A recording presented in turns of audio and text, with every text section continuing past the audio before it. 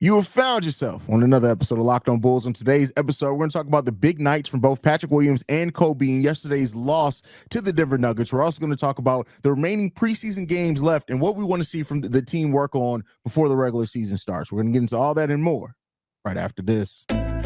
You are Locked On Bulls, your daily podcast on the Chicago Bulls, part of the Locked On Podcast Network, your team every day.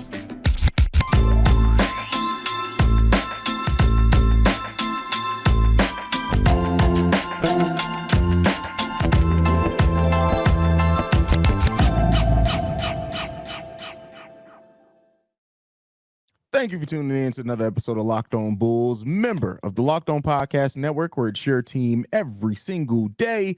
That's Pat the Designer, host and creator of the Windy City Breeze and host of the Chicago Bears podcast over at ESPN 1000. I'm Haize, host and creator of Chicago Bulls and Chicago Bears Central YouTube pages and podcasts. But Pat, before we get into that, I got to remind you guys, today's episode is brought to you by Gametime. Download the Gametime app, create an account, and use code LOCKEDONNBA for $20 off your first purchase. Pat, man, the Bulls played the Nuggets yesterday, and the Nuggets played their starters 20-plus minutes, whereas we ran with the starting lineup of Coby White, Patrick Williams, Ayo Dosunmu, Torrey Craig, and Andre Drummond. You specifically had really called P. Will to step up in opportunities like this. Once they announced the starting lineup, I said, hey, Pat is either gonna go off or he's gonna give the man some props for whatever the performance was today. He ends up with 20 points, 10 of those coming in the first quarter. How'd you feel about Patrick Williams' performance yesterday, Pat? Listen, I love what I saw. I love the aggressiveness. Continue to do that. But the thing for me was the efficiency, the shots he was taking, how he was getting to his shot, right? Like he was, it wasn't just being aggressive. Like I think a lot of people think when I say be aggressive, I mean, right, like just get downhill, push people out of the way and dunk on them. Like that'd be nice. But I don't think that's who Patrick Williams is. So for me, it's about can P. Will get to his spot consistently and make a shot. You know what? I'm starting to see a shot develop that I think is more of his shot. That little step back side step that he does, which he stole from DeMar. It's a modification of something DeMar did, but yeah, DeMar. It's like yeah, listen, it's facts. This is a little bit of aggression from DeMar, and I'll be real happy. But I like the efficiency that he's getting to a shot with. I like how aggressively he's trying to. He's not allowing. When I say aggressive, I'm saying don't allow people to take your shot away from you. DeMar DeRozan. Everybody know what DeMar DeRozan's shot is. Everybody knows DeMar DeRozan is going to get through a spot, pump fake you 17 times, pull that shot in your face. You're going to foul him because you jumped, and then he's going to make it, right? But it's the aggressiveness that DeMar shows to get to his spot on a consistent basis. He doesn't let people stop him from getting to his spot. That's where I wanted to see P. Will get to. I saw that last night with Aaron Gordon and it's not Will Barton no more. What's the other one that they brought over there from Washington? I can't think of KCP, right? With Aaron Gordon and KCP switching on to him, a couple of really, solid defenders at times, and Aaron Gordon really is a solid defender, and being able to still get to that shot. I loved what I saw from P. Will last night, and I'm gonna give him the praise when he deserves the praise. 8 for 14, 3 for 5 from the 3-point line. You deserve the praise. Let's see you continue with it. And to me, this game went perfectly with the conversation that we had about P. Will the day before, because I got to look at you and say, once again, is DeMar DeRozan in the way of this young man being this guy? Because we saw him get his minutes in more at the 3 than the 4, with Torrey Craig switching a little bit defensively. He switched on to Aaron Gordon, different things like that. But offensively, he was at that 3 spot. Is DeMar DeRozan in the way of P. Will being this guy on a consistent basis? I mean, I've been one of the people the most that fight against not necessarily saying he can't play the 3, but I'm fine with him being at the 4. I think the lateral quickness, but I'll say this, I would have preferred if Michael Porter Jr. was in there. I think that would have been more telling on how P. Will can do it at the 3, because we know that. But I will say, listen, for a night being at the 3, offensively and defense, there was not a single play where I looked at it and said, hey, his lateral quickness is what got him caught up on it. He got caught on a couple pick and rolls. But the lateral quickness wasn't as glaring as I thought it would be with P. Will playing the 3. So definitely props on that one. The one thing, right, we've had 2 aggressive P. Will games out of 3 preseason games so far. That's great. But one of the biggest signs of concern for me in this is we have 7 total rebounds in 3 games from P. Will. How concerning is that part of the game to you? I mean, I think that just tells me who he is. He's not okay. Unfortunately, right? Like I think that's why he's best suited more at the 3 right now, because I need my power forward to help rebound. I need my power forward at least to be down there around the rim, boxing out, doing things like that, right? Like Torrey Craig last night had 4 rebounds in pretty much the same amount of time. I mean, listen, Andre Drummond was at it again, though, wasn't he, boy? I mean, but listen, it wasn't off his own. This was the one night where I can't say that it was Drummond off his own misses. He really didn't try to take it right back up. He passed out. So shout out to Andre Drummond for correcting himself on that one. But yeah, go ahead. But no, I think that's probably the most telling part of who P. Will is. Right? If he's going to be, and I don't know what this is going to be during the regular season, right? I know a lot of people look at this and say, well, that's because Zach LaVine and DeMar DeRozan aren't out there. It definitely makes a difference, right? When you don't have those guys taking shots away from you. But I mean, P. Will didn't take a ton of shots. He took 14 shots. He was just very efficient with them. Very efficient. And that's why I want to see him do more. And as far as rebounding the basketball, right? Like, I don't think it's in his game. I know it sounds crazy to say he should be able to. It's like the biggest dude on the court, go grab the ball. But I mean, I think last night, that's crazy. But rebound also is something that is an aggressive based stat. Like more times than not, you can be really smart and just guess the trajectory of a ball coming off the rim. Is that a pause? That may be a slight pause moment. We allowing that. Nah, we not. We allowing that. All right, bet. Just want to make sure. But overall, like P. Will, we've seen a few games over his career when he's actually used as a featured scorer, he does pretty well. Now, the aggression can be up and down, but I would say this game gave me confidence in the sense that if there's a game where the defense is packing in against DeMar or Zach is being Zach or whatever it is, that P. Will can step into that role and be so comfortably, and his ability to stretch the floor. The one thing that I had a dynamic that having P. Will and Torrey Craig out there together showed me is when you have 2 players that are a threat to shoot the 3 at the 3 and 4 position, it opens up that floor a lot, because we even saw Ayo get to the rim and do some work. And thank God for once Ayo didn't miss bunnies at the rim as well. So now, again, the one thing for me, though, that I do want to see, I need to see more guys pulling the 3 ball. I get it. Last night's a very different game, right? Dalen Terry literally can't shoot threes. Like it's shoot threes. Dalen Terry can't shoot, bro, and that's a big concern. Forget just the threes.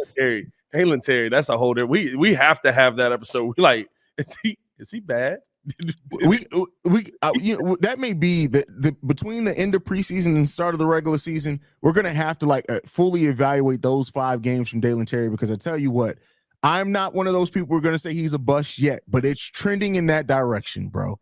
It's not good right now, bro. It's not good. 21 years old. He didn't play a ton of minutes last year, but I know people are going to throw those caveats, but have you seen, not you, I know your opinion, but you have to ask yourself, what have you seen from Dalen Terry that says he should be getting minutes? I haven't seen a lot. Listen, and here's the worst part about with Terry to me. Julian Phillips has not played. Passed him up already. He's not playing great either. Yeah, he's not, but he's more decisive out there. Great, but he's just like, the things that he's doing, I'm like, I would rather see that than whatever Dalen's doing right now. Listen, Julian Phillips is playing like a rookie who is his first preseason. The issue is that Dalen Terry is also playing like a rookie that is his first preseason. While it's his second, he also had a full G League season last year and 2 full summer leagues, and he just doesn't seem like anything on his game other than the shot release being quicker. But it don't matter how quick it is if you can't hit nothing. You can have the quickest shot release in the league. If you can't hit nothing with it, it don't matter. Yeah, that was bad overall. I'm not gonna lie to you. And it just comes down to, right, like, to me, even with P. Will giving you this kind of game, I think P. Will ends up getting more minutes with that bench unit as well, because you can leave him out there as a solid defender and a scorer. Where are your minutes for Dalen Terry? Like, Dalen Terry got 18 minutes. That might be the most minutes we ever see Dalen Terry play. Like, where are the minutes going to come from? You got your starting 5. Your bench unit's going to be Ayo, at times Coby White, Javon Carter. Unalop got a little time. We got to figure out what Unalop is out there. Well, I think ultimately they want to allow Unalop a chance to adapt at the G League level. But to touch on your Ayo point real quick, Ayo's given us everything we theoretically thought we wanted from Dalen. Yeah. And listen, made some open layups last night. Made a lot of open lay. One on Jokic. Jokic got switched on Io, and I was like, oh, here we go. And Io confidently took it to the rim, was like, hey, man, I ain't worried about who you are. Hey, it was so crazy to watch that last night. Just like, are we really watching like the world champions not play their starters, but or play their starters, not playing ours? Like, They played it like it was a playoff game, bro. Like that was crazy. But next up, we're going to talk about the night that Coby White had, because he had another big night for the Chicago Bulls. But before we get into that, I got to talk to you guys about our sponsor, and that is Gametime. With killer last-minute deals, all-in prices, views from your seat, and their best price guarantee, Gametime takes the guesswork out of buying tickets. Gametime is the only ticketing app that gives you complete peace of mind with your purchase. See the view of your seat before you buy, so you know exactly what to expect when you arrive. All-in prices show you the total upfront, so you know that you're getting a great deal without hitting fees. Buy the tickets in seconds with just 2 taps. They're obsessed with finding ways to help you save money on tickets. Gametime deals on tickets right up to the start of the event and even an hour after the event start. It's the place to find last-minute deals. Find exclusive flash deals and sponsor deals on tickets for football, basketball, baseball concerts, comedy, theater, and more. Take the guesswork out of buying tickets with Gametime. Download the Gametime app, create an account, and use code LOCKEDONNBA for $20 off your first purchase. Terms apply. Again, create an account and redeem code LOCKEDONNBA for $20 off. Download Gametime today. Last minute tickets, lowest price, guaranteed. Hey, bro, we got to make a quick pivot here because we got some breaking news that we don't have to go in depth on it, but bad on this one. Javonte Green to sign with the Warriors. No, that's crazy. Oh, man, shout out to Javonte, bro. I really thought if anybody, especially with Carlik Jones' performance, they should have waived Carlik and bring Javonte back. But shout out to Javonte for getting them checks, bro. He must have just cleared a physical today. Had to, bro. Had to. Yeah. Like, I'm not like I think the thing is, that you can't come into this season. You hope Julian Phillips is Javonte. Yeah. Right. Like that's really what it is. You hope that one of these young guys that you went out and got is Javonte. I love Javonte, but you can't keep putting out a 6'4" power forward, bro. Like that. But see, the thing is, though, is that to me, this would be the season where you don't have to worry about him playing power forward. Like theoretically, the Bulls would have signed him. He would have been able to play some minutes at the 2 and the 3. But hey, does that mean Carlik shoe in to make this team? No, it can't be. Please get Carlik off my team. What's the Carlik shade, bro? What's the Carlik? His play is the shade. Like, what do you mean? Like, his performance is the shade. Hey, bro. Quentin Jackson. He got cut today too. Bro, Muzz had a real debate with me on Twitter. Said, bro, did you not watch Quentin Jackson's minutes, bro? This man was dominating. I said he dunked on 2 people. I mean, what well do you want me to go to that has black dudes that can dunk on people? Like, oh man, that's funny, bro. That's funny. Yeah, I just want to get your reaction on that because that was your boy, man. That was your boy. And listen, if you were gonna go from one city to another where you could wear sweatsuits and sell mixtapes, wait, you said Wizards. I don't know if you missed that. He's actually signed with the Warriors. Did I say Wizards? Yeah, you said, unless I just heard it wrong. I'm old too. Oh, I thought I said Warriors. Yeah, Warriors. That's crazy. Yeah, man. Javonte Green heading to the Golden State Warriors, where he will still be able to wear sweatsuits and sell mixtapes out the back of his car. Listen, that is actually a really good signing for them. I thought Wizards. I may have misheard you. That's a solid signing for them.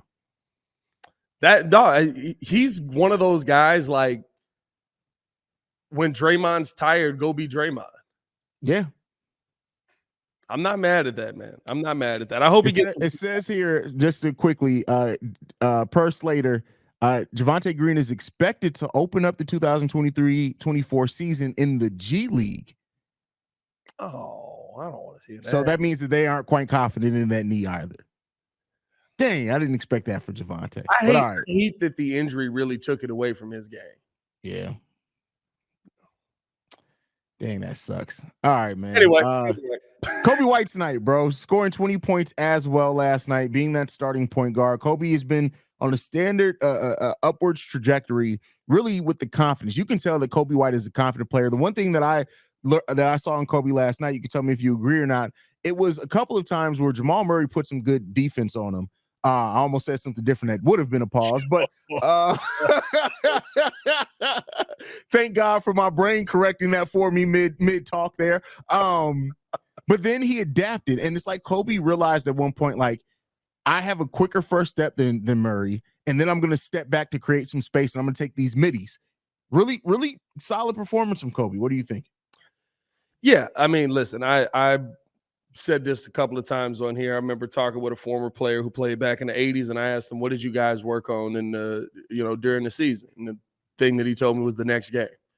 Coby White, the last 2 off seasons, has had an opportunity to be healthy, which has allowed him to work on his game. He spent time with dribble too much. He spent time with who was he with last season? The dribble too much was this year. Last year he was with somebody different, training him in the offseason, I think. Or maybe it was dribble too much again. I don't know. I think it was dribble too much. And Chris Paul, he spent some time with Chris Paul, but yeah. And of course Chris Paul, right? But you see the growth in those 2 years.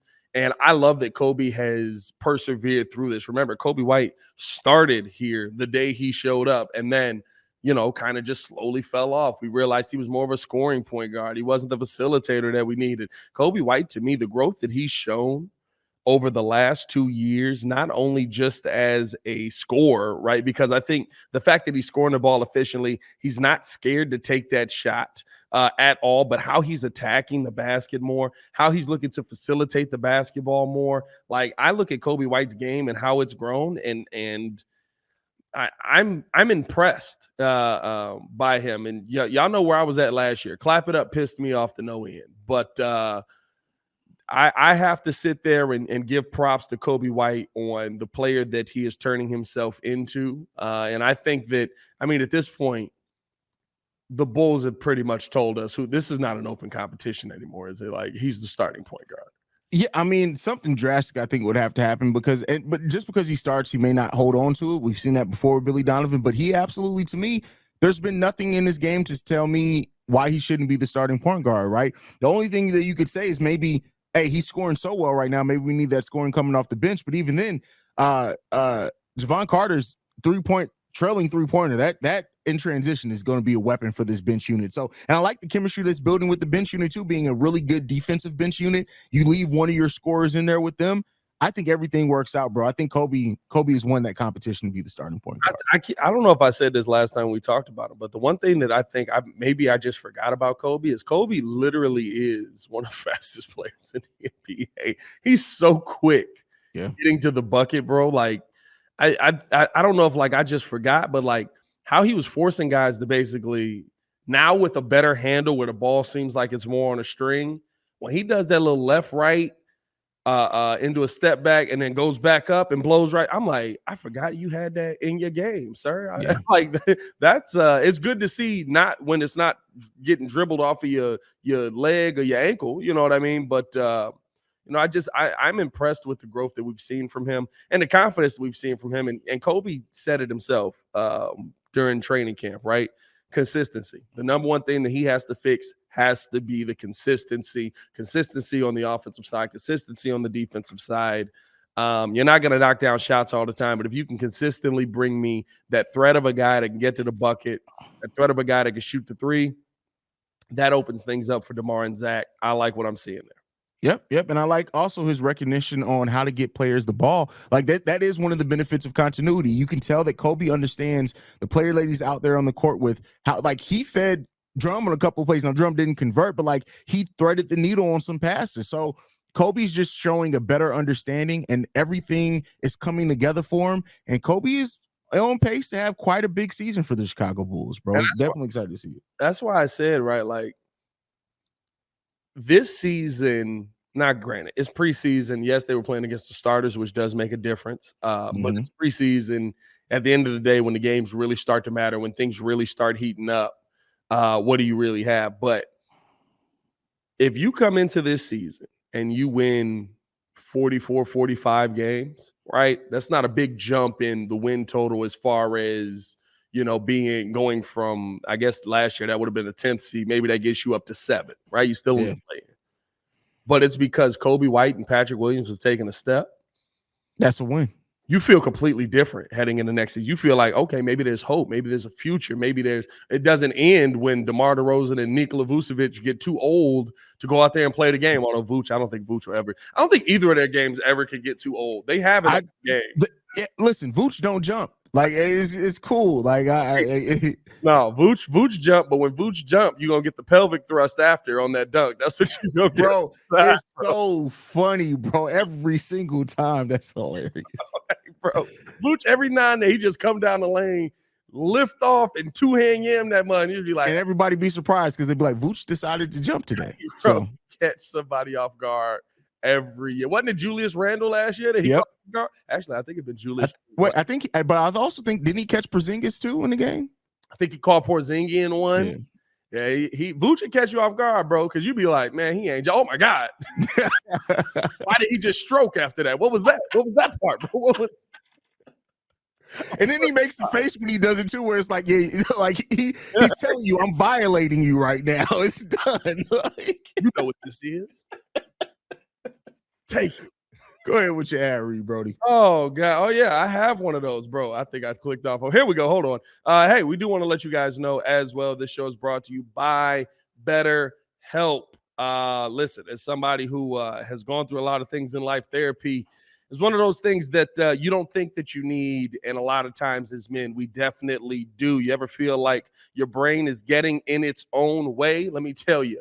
Yes, especially as content creators that do as much as we do, we feel that a lot of times. For me, I have benefited from not only therapy, but BetterHelp, because I'm not somebody who's going to just get up and every day go to the doctor's office and say, I need help. If you're thinking about starting therapy, give BetterHelp a try. It's entirely online, designed to be convenient and flexible, suited to your schedule. All you got to do is fill out a brief questionnaire to get matched with a licensed therapist and switch therapists at any time for no additional charge. That is facts. Because the first person that I got, it wasn't really, it was okay. They was cool people, but I felt like they weren't the right person for me. I switched. There was no hard feelings, no issues with it, and it was very, very simple. Make your brain your friend with BetterHelp.com. Visit BetterHelp.com/LockedOnNBA today to get 10% off your first month. That's BetterHelp.com.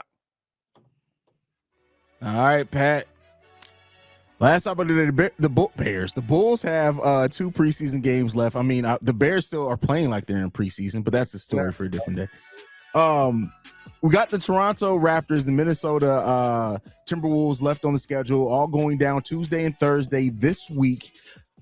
How do you want to see the Bulls finish the preseason off? You want to see more starters, more of that 10-man rotation we're going to see during the season? You want to see more of the young guys trying to make the Windy City Bulls? What are your expectations for the last 2 preseason games? You know what? I would love to see. I think we do need to get some Zach LaVine, some DeMar DeRozan and Vuce in there, especially in a Toronto game, just because I don't want them to have any joy in their lives.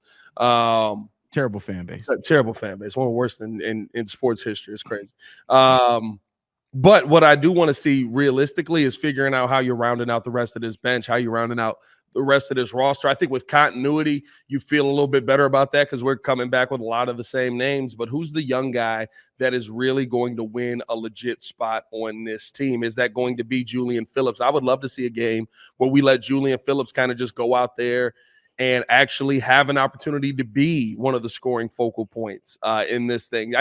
Dalen Terry's had it for 2, and he's shot terribly in both of them. So, I know what Adama Sanago is. I don't think he's going to make the team on a like he's going to be playing with the team regularly. But, man, when I see him out there like doing that little smack the ball off of the glass to rebound it just to mess up the timing of the jump, I like the intelligence on him. And, of course, the Underlap Bitum or Bitim. I got to change my whole brain on that. I swear. Somebody corrected me, though, and then said it actually is Bitim, and that it's not Bitim. Like, so I don't know, bro. Adam like, don't mess up a lot. Huh? Adam Amin don't mess up a lot. We haven't seen Adam Amin all preseason. He hasn't called one game this preseason. What has it been? Oh, it's been Benetti. Yeah, and then we have Maggette out there a game. So look, until I hear him say it, I'm gonna say it how I say it. However it comes out that day, that's what y'all got. That's all I can say. But Listen, I would like to see. I just want to see Billy Donovan go out there and say, "Carly, go and show me why you deserve a roster spot, so we can go ahead and get him cut." Like it's just, like, don't do that. No, all jokes aside, though, I think that game against Toronto, considering how they've given us matchup problems before, I think that'll be a good game to really go hard with your 10-man rotation. Figure that out. Let them get a tune-up game. Yeah. Let them take Thursday off. Go all young players Thursday against the Minnesota Timberwolves. But I really do want to see like another game of mainly just that 10-man rotation playing probably the first 3 quarters, just so we can have that tune-up game and get everybody ready to go before. Because listen, we hit the ground running. The regular season starts next week, bro. We are 8 days away from regular season Chicago Bulls basketball, and we got 3 games opening week. We got the Thunder on that Wednesday, the Raptors again that Friday, and then the Pistons that Saturday, bro. We are hitting the ground running. Yeah, we got straight. I mean, like you come out with you got to go out there and get some dubs. And I think the schedule even favors the Bulls a little bit. So yeah. I want to see them ready to go. I don't want to see them. I think that OKC game would get you feeling like you're moving in the right direction. Talented young team. Go out there and compete with Shea, who, I mean, listen, that's an MVP candidate right there. Absolutely. And what is Chet Holmgren going to be? You know what I mean? Like there's so many pieces on that team that you look at. And I'm going to be honest with you. Chet surprised me. I thought he was not going to be good. I was like, y'all not finna bring these little 120-pound centers in here and tell me that they finna be phenomenal. Chet looked pretty good. I'm not. Hey, bro, sometimes it's not even just about the athleticism. It's just about basketball IQ and being physical. And I tell you what, Chet surprised me too, because I thought the moment Chet tried to be physical in the NBA, his just leg was going to shatter. It kind of did. It kind of did. Yeah, it kind of did. But hopefully yeah. we don't have that too often with Chet. But no, man, I think to me, if you're the Bulls, and it's crazy to say, but if you really want to make this work, you can't have the mindset that everyone else has. Facts. You can't have we'll start playing towards the playoffs. You have to, and listen, is it going to cut your playoff run maybe a little bit shorter because maybe you're a little more tired, whatever it is? Maybe. But you have to come out early in the season and establish who you are, because winning just makes things easier. Facts. And we'll talk about that more once, the preseason ends. We'll have a season preview. That's a great topic for that, because I agree with you. I think the Bulls have to set the tone early in the season. And if they don't, not to say that they can't, establish that over the course of a season, but to make this season feel different and to make this, feel like a team that's really making a valiant effort and push to avoid the play-in to make the playoffs. I want to see that tone set early. I want to see a standard of play set early. And I want to see this team take pride in closing out games. That's what I want to see from this team for sure this season. 100%, man. Absolutely 100%. But hey, follow us on everything at Locked On Bulls. You can follow me on everything at Pat The Designer. I'm tired. You can follow me at CEO Haize. Thank you guys for tuning in. Locked On Bulls is free and available on every podcasting app and platform of your choice, as well as soon the Sirius XM app. So make sure you guys go and check us out on that as well. For Pat, I'm Haize. This has been Locked On Bulls, man. We out of here. Peace, y'all. Peace.